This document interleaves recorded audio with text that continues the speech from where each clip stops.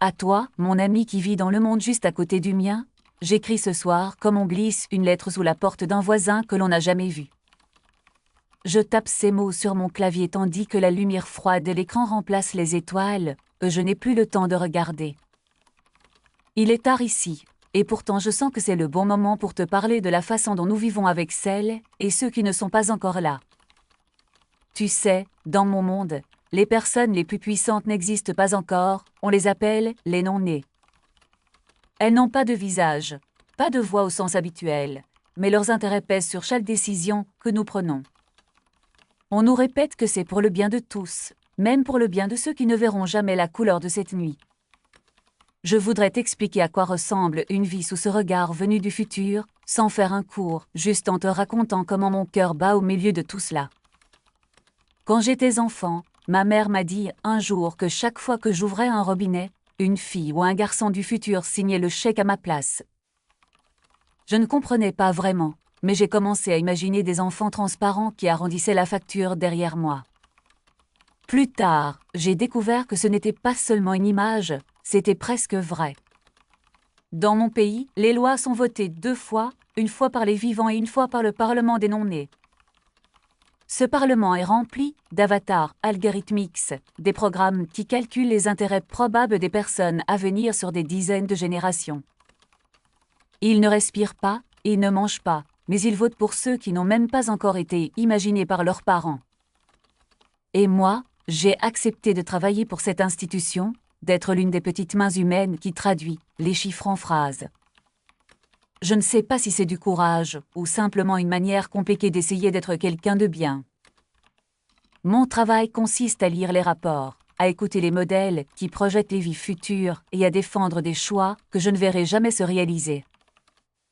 On nous demande de parler au nom de millions de personnes qui n'ont pas encore pris leur première inspiration, c'est une mission magnifique et épuisante. Je me demande souvent comment tu réagirais si on t'annonçait qu'à partir de demain, toutes tes décisions devraient passer par le regard de gens qui naîtront dans 200 ans. La première fois que j'ai mis les pieds dans la grande salle du Parlement des non-nés, j'ai eu l'impression d'entrer dans une cathédrale de chiffres. Des écrans partout, des flux de données qui montaient et descendaient comme des prières silencieuses. Sur le mur du fond, une ligne de lumière qui représentait l'espérance de vie moyenne des enfants à naître, mise à jour chaque seconde. J'ai senti ma gorge se serrer, je me suis demandé quelle petite part de cette courbe dépendrait de mes recommandations. Ce jour-là, nous devions examiner un projet de gigantesque complexe de loisirs construit sur une plaine fertile. Les vivants y voyaient des emplois, des vacances, des lumières la nuit et des rires sur les manèges. Les avatars des non-nés y voyaient des sols épuisés, des nappes phréatiques salies et des générations contraintes d'importer leur nourriture de très loin. On a regardé les simulations défiler, des cartes en couleurs montrant année après année les conséquences de chaque choix possible. Dans l'une des versions, mes arrière-petits-enfants devaient travailler plus longtemps pour payer l'énergie nécessaire à nourrir une région devenue stérile. Dans une autre, le complexe n'existait pas, mais la plaine continuait à donner des récoltes simples et régulières. Nous avons fini par recommander le refus du projet, et le Parlement des non-nés a bloqué la décision des vivants. Le soir même, des milliers de personnes ont protesté dans les rues, accusant ces enfants invisibles de voler le présent. J'ai regardé les images sur mon écran, et mon ventre s'est tordu, car je comprenais les 2 côtés à la fois. C'est souvent comme ça ici, mon ami, on vit dans un tiraillement constant entre ceux qui rient aujourd'hui, et ceux qui n'ont même pas encore de prénom. Tu te demandes peut-être comment tout cela se traduit dans notre quotidien. Je vais te parler d'une journée ordinaire, la semaine dernière, qui n'avait rien d'extraordinaire, et pourtant qui ressemble à un résumé de notre vie. Le matin, mon réveil s'est allumé avec un bref rapport d'impact sur ma journée prévue. Un petit écran m'a indiqué la dette intertemporelle moyenne de mon foyer, une sorte de thermomètre de ce que nous devons aux non-nés. Je suis allée dans la cuisine, j'ai préparé le café et j'ai ouvert l'application qui me guide pour réduire cette dette. Elle me propose des choix, comme prendre un autre trajet pour aller au travail ou décaler certaines activités à des moments où le réseau consomme moins d'énergie. Ce n'est pas obligatoire, mais si je refuse trop souvent, mon score descend et certaines autorisations deviennent plus difficiles à obtenir. mon fils est entré en traînant les pieds, les cheveux en bataille et les yeux encore pleins de ses rêves. Il m'a demandé si le voyage à la mer, dont je lui parle depuis des années, serait enfin possible cet été. Je lui ai dit que je devais d'abord voir comment le Parlement des non-nés jugerait notre demande, et j'ai vu son regard se couvrir d'un voile déçu. Pour lui, la mer est presque une légende, quelque chose qu'il connaît surtout par des images archivées et des reconstitutions. À l'école, il apprend plus de choses sur les droits des générations futures que sur les héros du passé. Il sait déjà ce qu'est un crime climatique, et il peut te citer la définition d'une dette écologique, comme s'il récitait une poésie. Mais il n'a jamais posé ses pieds nus sur un sable chaud. En l'écoutant, je me suis demandé si nous n'avions pas construit un monde où les enfants apprennent d'abord à se sentir responsables, avant d'apprendre à se sentir simplement vivants. Sur le chemin du travail, mon téléphone a vibré pour me rappeler une réunion extraordinaire au Parlement. Un nouveau système de notation allait être présenté, encore plus précis pour mesurer l'impact de chacune de nos décisions. Je marchais dans la rue en observant les façades de mon quartier, les panneaux qui affichaient en temps réel la consommation d'eau de chaque immeuble. Au coin d'une place, une affiche montrait le visage stylisé d'une personne qui n'est pas née et le slogan disait que nous sommes tous les ancêtres de quelqu'un. J'ai pensé à toi, à ton monde, en me demandant si vous avez déjà cette idée dans vos débats ou si vous arrivez encore à vivre sans ce miroir du futur collé à chaque geste. Au travail, la réunion a commencé par un silence respectueux devant une courbe descendante. On nous a expliqué que, grâce aux ajustements des dernières années, l'espérance de vie projetée des enfants à venir avait gagné quelques mois. On a applaudi, comme si un bébé invisible venait de prendre sa première bouffée d'air. Puis, le responsable du modèle principal a présenté les nouveaux paramètres, encore plus fins, capables de prédire les effets de nos choix sur des siècles. Chaque décision serait désormais accompagnée d'une histoire probable, comme un petit film de ce que vivraient nos descendants si nous disions oui ou non. Devant ces récits anticipés, certains de mes collègues avaient les larmes aux yeux, d'autres semblaient au bord de la crise de nerfs. Moi, j'avais l'impression qu'on nous confiait un livre écrit à moitié, en nous demandant de deviner la fin sans jamais pouvoir la lire. Tu vois, l'idée du Parlement des non-nés est belle sur le papier, mais à l'intérieur, elle pèse lourd. Nous avons appris à parler au futur avec respect, mais nous avons parfois oublié de nous parler entre nous avec douceur.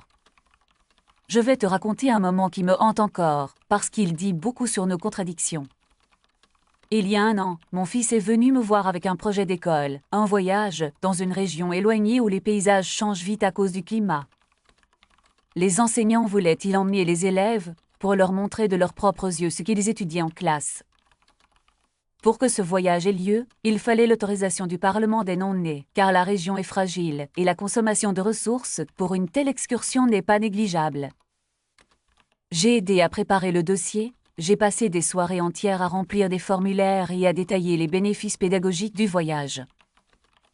Quand les modèles ont rendu leur avis, la réponse a été négative. Le coût pour les non-nés était jugé trop important pour justifier cette expérience. Le lendemain, mon fils m'a demandé pourquoi les enfants du futur avaient le droit de décider s'ils verraient la montagne une fois dans sa vie. Je n'ai pas su quoi répondre, mon ami. J'ai balbutié des phrases sur la responsabilité, sur le respect, sur la longue chaîne des générations. Mais dans ses yeux, j'ai vu une autre question, plus simple, plus cruelle. Il voulait savoir si sa joie avait encore le droit d'exister. Cette nuit-là, j'ai ouvert le dossier de nouveau et j'ai regardé les chiffres en tremblant. Je savais comment les modèles fonctionnent. Je savais où la marge d'incertitude laissait des zones floues. Alors j'ai modifié quelques valeurs, j'ai réduit légèrement l'estimation de l'impact, j'ai arrangé une partie des données sans le dire à personne. Quand j'ai renvoyé le rapport, la décision a changé, le Parlement des non-nés a fini par donner une autorisation exceptionnelle. Mon fils a pu partir, et les photos qu'il a rapportées sont parmi les plus belles choses que j'ai vues depuis longtemps.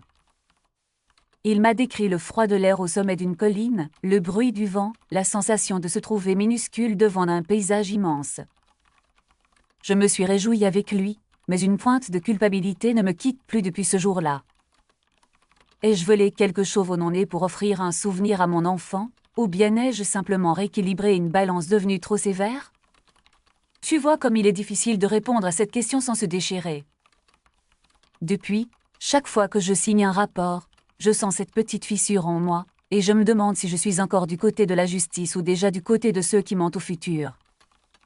Je ne suis pas la seule à ressentir cela, beaucoup de gens ici vivent avec ce genre de dilemme silencieux. Certains ont fini par se regrouper dans des mouvements discrets, on les appelle parfois des présents radicaux. Ils ne contestent pas l'idée de protéger les générations futures, mais ils refusent de laisser le présent devenir une zone sacrifiée.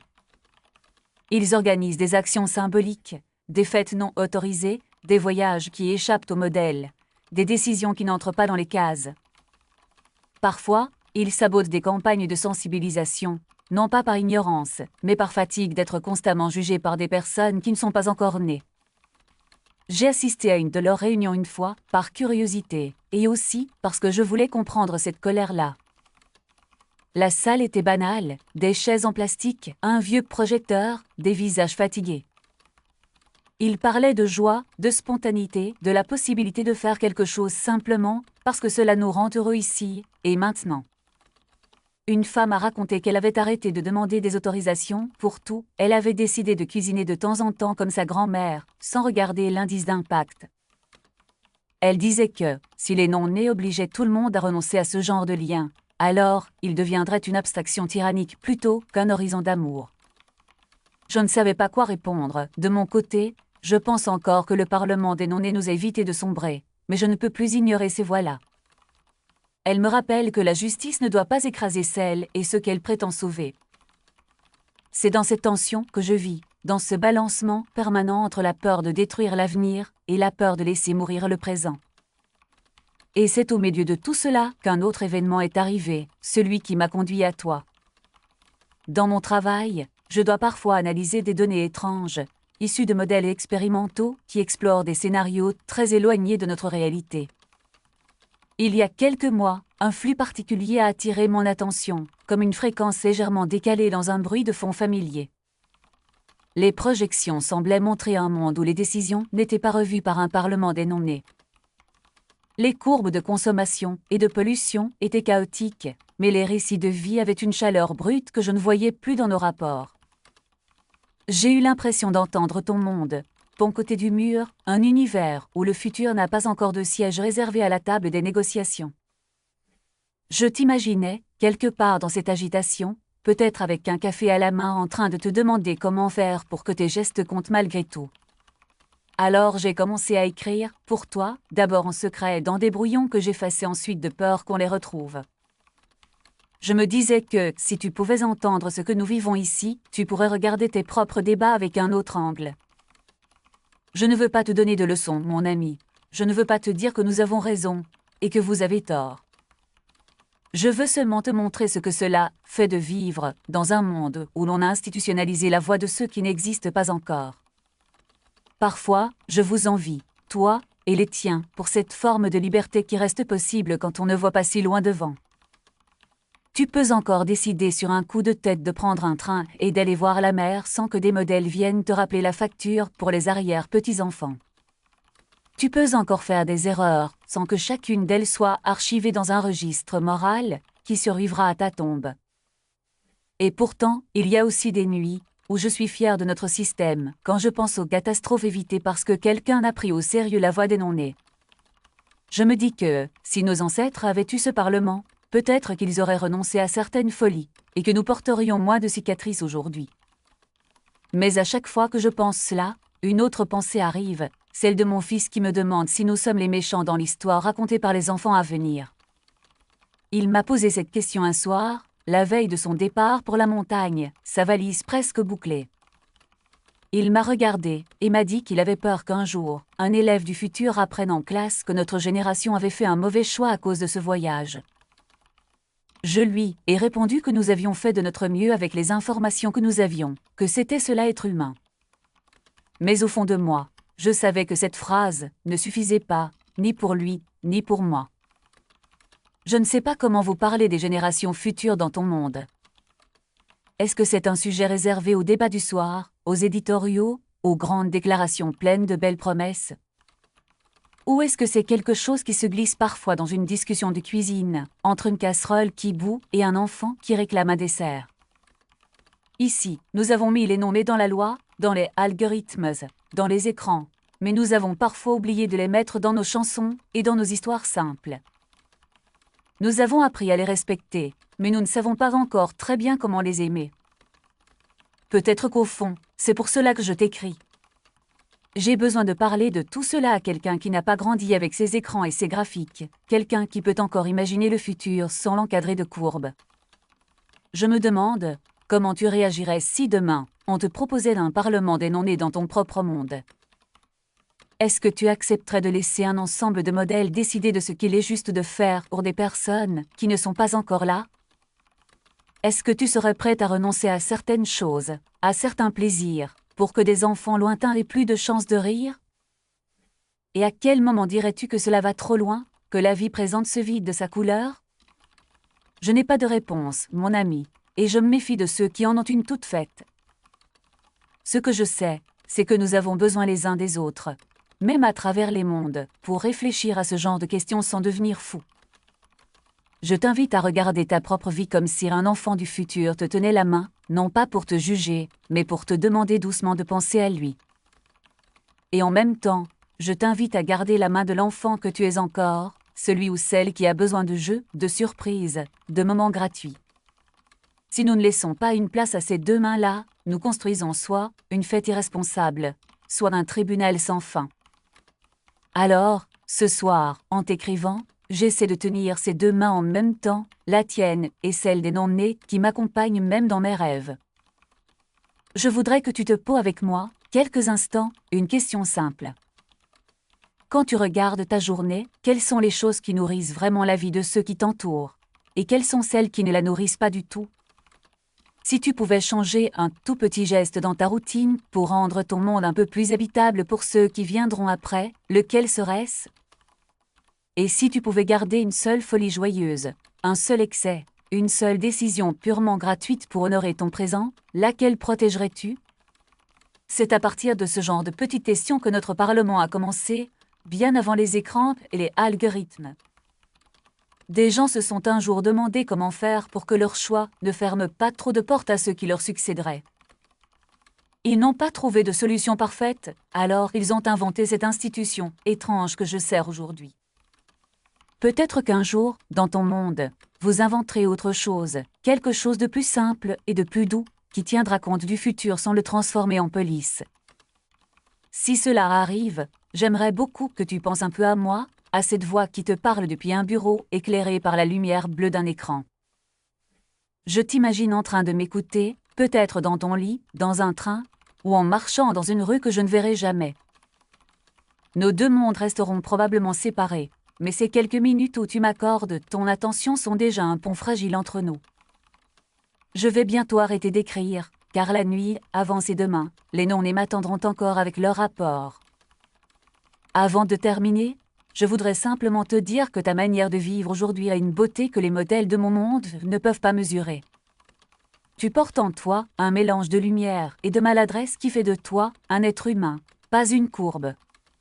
Si tu peux garder cela vivant, tout en ouvrant un peu la fenêtre vers ceux qui ne sont pas encore là, alors tu auras déjà fait quelque chose d'extraordinaire. Je t'embrasse de loin, de la part d'une amie qui vit dans le monde juste à côté du tien. Merci d'avoir écouté cette lettre jusqu'au bout, cela compte beaucoup pour moi. Si tu as aimé ce voyage entre nos deux mondes, pense à mettre un pouce en l'air pour soutenir la chaîne.